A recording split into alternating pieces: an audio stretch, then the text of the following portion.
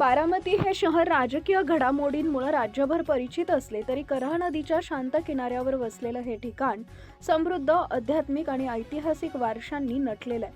कऱ्हा नदीच्या उगमस्थानापासून संगमापर्यंत 12 ज्योतिर्लिंगांचा उल्लेख आढळतो.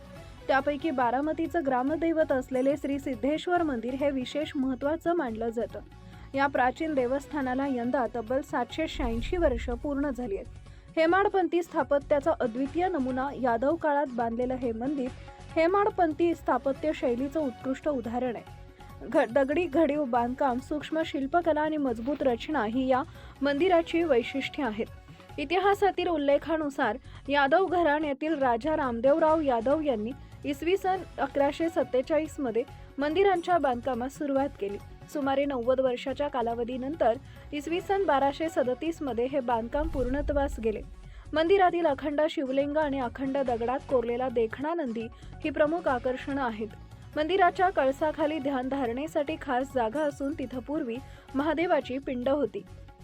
दुसऱ्या सभामंडपात कासवाखाली कोरलेली नक्षी स्थापत्यकलेचं अप्रतिम दर्शन घडवते. थोरा मोठ्यांच्या भेटींचा साक्षीदार. या मंदिराला अनेक संत आणि ऐतिहासिक व्यक्तींनी भेट दिल्याचा उल्लेख आढळतो.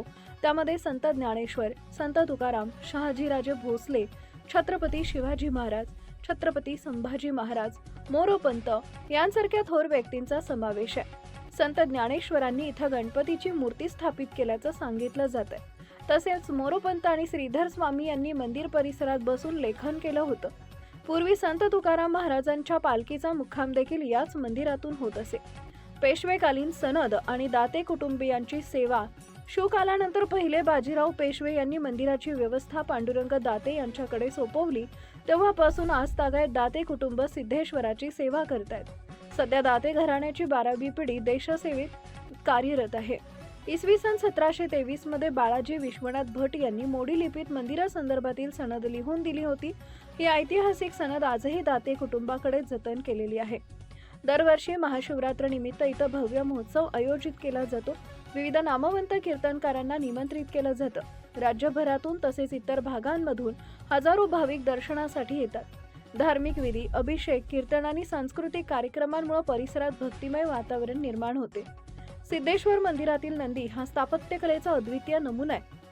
अखंड दगडात कोरलेले सालंकृत रूप, आरामदायी बैठक आणि चपळ भाव यामुळे तो विशेष आकर्षक वाटतो.